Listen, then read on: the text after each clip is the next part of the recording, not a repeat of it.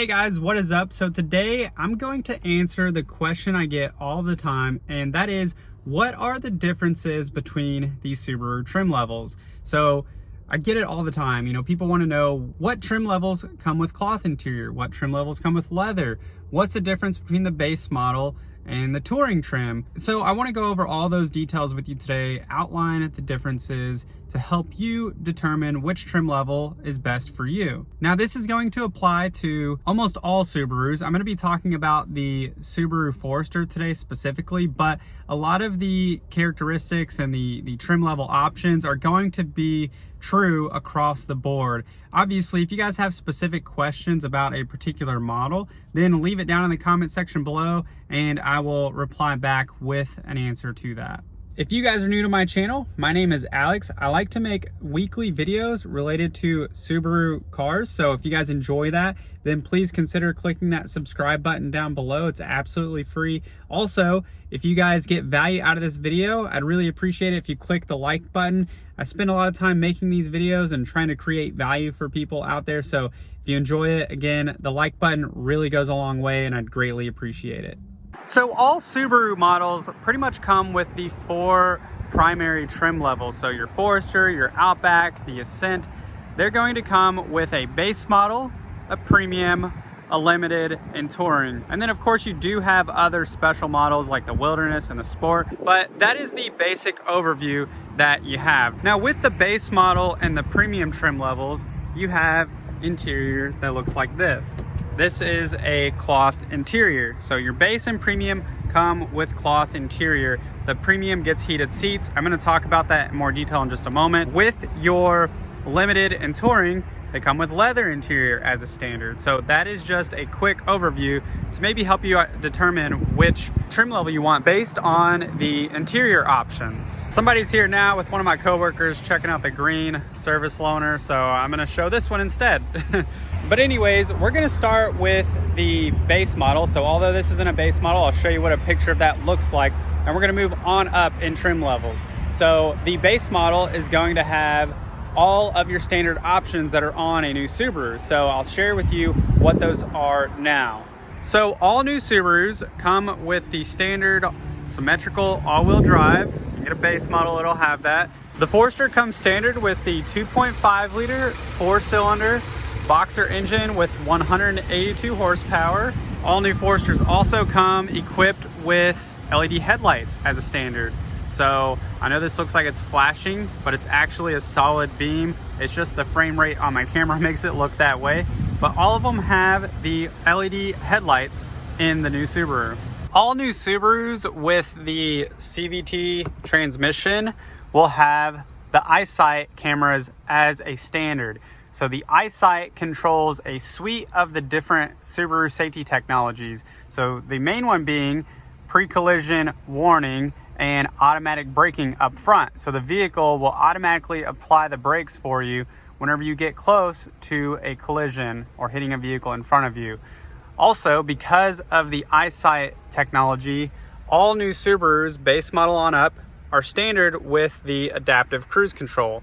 So I've talked about this in previous videos, but the adaptive cruise control allows you to set your speed. So say you set it at 50 miles an hour and the car in front of you starts slowing down to 40 miles an hour, or they come to a complete stop, your car will slow down as well. You also have a feature called lane centering. So this little icon right here will actually use those cameras up here to look for lane markings on the left and the right side of the road, and it will gently drive the steering wheel left and right for you, keeping you centered in your lane. That is a nice safety technology that is now standard on base model on up. All new Subarus come standard with the power locks and windows and the power mirrors. I don't know what new cars don't come standard with that nowadays, but it's important to note. Another feature that also seems to be standard on a lot of your new cars today is the backup camera. So this is a standard on the base model on up. The touchscreen display is also a standard on all new Subarus. You have the ability to connect your phone through Bluetooth. You also have a nice feature called Apple CarPlay and Android Auto. This allows you to plug your phone up to the USB charge port down here and mirror your apps like your Google Maps, your Waze, your Spotify, Pandora, those apps up on the display so you can have your phone tucked away nice and neat while you're driving and be able to control a lot of the apps directly from your touchscreen up here. So what that means is if you get a base model, although it does not have navigation equipped in the infotainment itself, you've got it from your phone with the Apple CarPlay and the Android Auto. For those of you who still listen to CDs, you'll be happy to know that the Forester still comes standard with a CD player. Not all Subaru models come standard with a CD player, but the Forester specifically does. I'm realizing now with all this dust on the screen and dirt in the car, I probably should have cleaned it before filming this, but it is a service loaner and I don't know how long this car is going to be here, so we got to get this video done while it's still here. Also, by the way, if you guys ever want a quick and easy way to be able to clean this, get a microfiber and you can just wipe this down. You can just keep it over here in the side or in the glove box, and it's very easy to clean these black polished materials that are really shiny and that collect and show dust really well. Moving on to the next feature that is standard on all Foresters is the electronic parking brake. So this replaces the manual lever that used to be here, and to engage it, you just click up. This will light up red.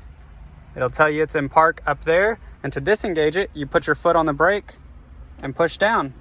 And that's how you use your electronic parking brake. The other feature that is now standard is this AVH. So I've talked about this in previous videos, and AVH stands for Auto Vehicle Hold. So what that does is it allows you to come to a complete stop, say at a long light, waiting for a train or waiting for a drive-through lane, and it'll hold the vehicle in place for you. So it'll hold the electronic brake for you until it's time to go. So what's nice about that is you can let your foot off the brake at a light, so you're not cramping up your knee or your ankle or any part of your foot for the duration of that stop. The way this works is just by simply clicking this button right here, and it'll light up over there in the far right. It'll say AVH. So now it's active whenever we come to a complete stop and we see a little circle icon below that. So it'll look just like this. It'll light up green. That little circle icon will light up here below that. That's when you know you can let your foot off the brake. I'm pretty sure I have a video of how the AVH works as an example, so I'm going to show that now if I've got the clip of it. So now we'll go ahead and put it in drive and we'll come to a complete stop. And you'll see it lights up right there under the AVH with the green circle logo. That will allow you to take your foot off the brake. So my foot is off the brake right now, and you can rest. And then in order to proceed, once a light turns green or the traffic ahead moves forward, you just give it gas. That'll automatically release that electronic brake and you can continue moving forward. Another feature that is standard is called SI Drive. And basically what this allows you to do is to change the driving characteristics. So really your throttle response whenever you floor it or whenever you give it gas. So intelligent mode is more gradual and flatlined acceleration, and sport mode is a little bit sharper. So this slightly changes the driving characteristic of the vehicle. So if you need more passing power or you're climbing a hill, you may want to put it in sport mode to get a little bit more throttle response. The last feature I want to share with you guys that is standard on all new Subarus with the CVT transmission, with the exception of the Ascent, is the auto start stop function. So that is the button to be able to turn it on and off. The auto start stop function will shut the car off at complete stops to save on fuel. So this is something that some people love it, some people hate it.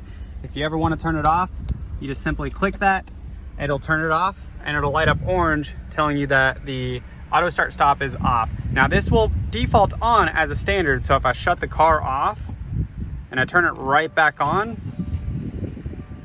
the auto start stop is on again, so it's no longer lit up orange.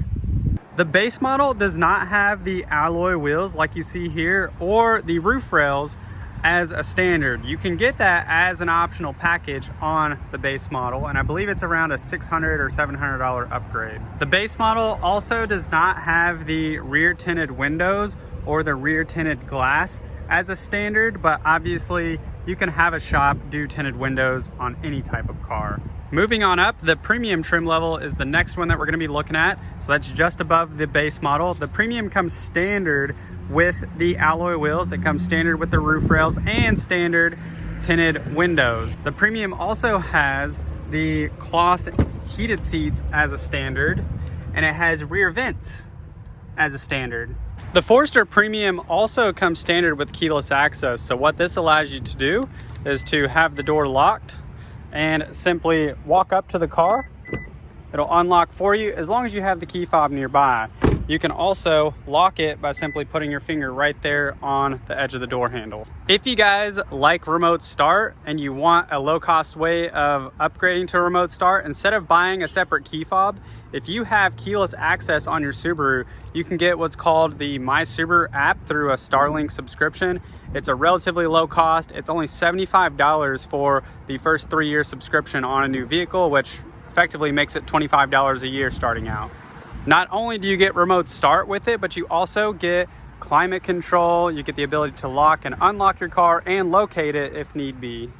On the Premium, you also get the power driver's seat as a standard, which allows you to move the seat forward and back, up and down. You can even tilt the seat base. You can change the seat back right here and your lumbar support. So that comes standard on the Premium trim for the driver's seat. You also get the power panoramic moonroof for the Subaru Forester. A common misconception is that the Premium, or that all Subarus, come with blind spot monitoring. So blind spot monitoring is an optional package on Subarus. For the Forester, the Premium has the option to add blind spot monitoring, which will allow the little black box that is usually here to light up orange when you have somebody on the left or the right side in your blind spot. Part of that optional package also includes something called rear cross traffic alert. So whenever you put it in reverse, you'll see a little audible and visual alert whenever you've got somebody coming down the aisleway that maybe you don't see in time. And then the third part to this optional package in the Premium is the power tailgate. So this one obviously does not have the power tailgate. If it does, that would have gone up automatically. And there's 2 buttons here where you can close the tailgate automatically. So this one in particular is called a Forester Premium Package 11. If you wanted the power tailgate, the rear cross traffic alert, and the blind spot monitoring, that is a Package 15. So just above the Premium trim is actually the Sport trim. That's unique to the Forester. The Sport trim is partly an appearance package, but it's not just an appearance package. So you do get the black alloy wheels on the Sport, you get a blacked out front grille, and you also get a black trim piece on the hatch. You get the orange accent pieces on the roof rails and down on the side skirts of the car, and orange anodized accent pieces on the inside of the car.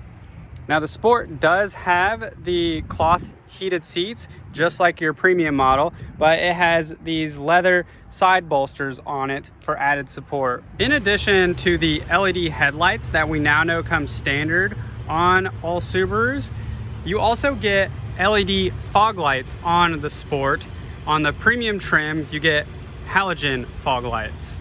The Sport also gets blinkers, side blinker lights on the mirror caps, which you do not get on the base or the Premium trim level. The Sport also fittingly comes standard with paddle shifters. So this is a Premium model, does not have the paddle shifters, but what that allows you to do is to shift through different gears and have different throttle responses. Maybe you're climbing a steep hill and you want to shift down into a lower gear. You can do so with the paddle shifters on the right and the left-hand side of the steering wheel. For this vehicle, because it does not have paddle shifters, it just has a low gear right here.